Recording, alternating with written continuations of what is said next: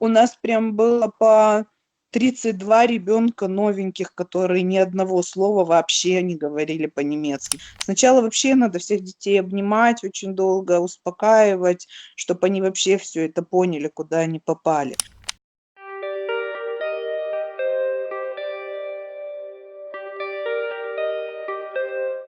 У меня все славянские языки, кроме чешского и, да, и японский. На практике в Японии была. У вас это РКИ называется, вот у нас есть немецкий для иностранцев. То Да, есть если занимаешься иностранными языками, я знаю. можно параллельно закончить немецкий для иностранцев. И я вот это еще закончила, училась в университете. А если, я не знаю, вы слышали, в Германии же беженцев, ну вот была с Так, 2013-2014 слышала. года большая волна беженцев, а вот именно это как предмет в школе такого не было. И таких, как я, ну, с таким образованием немецкий для иностранцев, было просто очень мало. Это далеко не каждый университет предлагает. Меня пригласили в школу, и довольно быстро все это переиграли, назначили предметом, потому что у нас просто в день приходило... Ну, я работаю в большой школе, у нас на 4 потока, то есть 4 первых, 4 вторых, третьих и четвертых классов.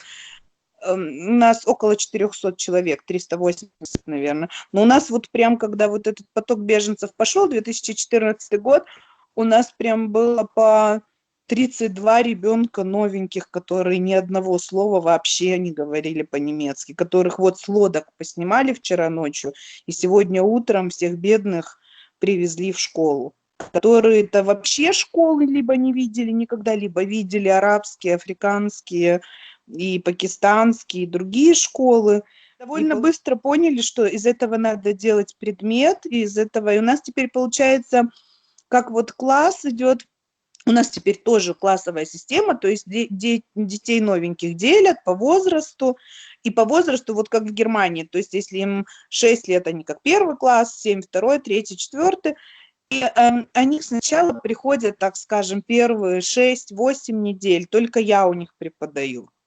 Я пытаюсь с ними хотя бы циферки выучить, там основы языка, общения. Но сначала идет долгая работа, вообще практически работа психолога. Сначала вообще надо всех детей обнимать очень долго, успокаивать, чтобы они вообще все это поняли, куда они попали. И вот потом, когда они адаптируются, потом мы их в класс выпускаем. То есть я изначально знаю, что этот ребенок, например, попадет во 2 А, и вот мы потом на уроки физкультуры, я его уже потом с классом отправляю, потом на труды, на рисование, и потихоньку они адаптируются в классе, уходят, а ко мне постоянно новенькие приходят. Сейчас, конечно, такой поток снизился, хотя у нас сейчас очень сильно Молдавия, Украина едет. То есть дети всегда есть с Евросоюза, Литва, Латвия, Румыния, Болгария постоянно едут семьи, но они не настолько травматизированы, либо вообще нет. И они все учились в школе, то есть у них хоть основы, у них представление о школе есть. То есть с ними уже, конечно, гораздо легче работать.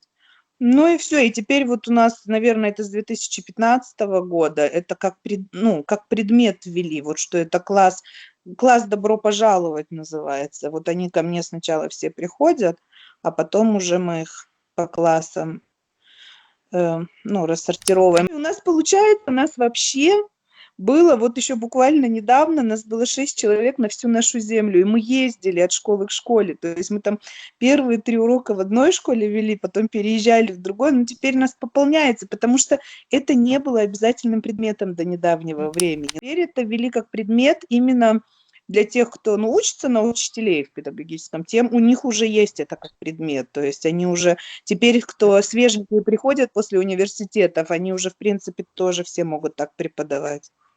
Вот. Уже есть дети, которые там в 9 классе, в 10, они всегда ко мне приходят в гости, потому что я у них вот первая, которую они вообще в Германии встретили. Так хорошо относятся, родители все благодарны. Мне нравится очень то, чем я занимаюсь.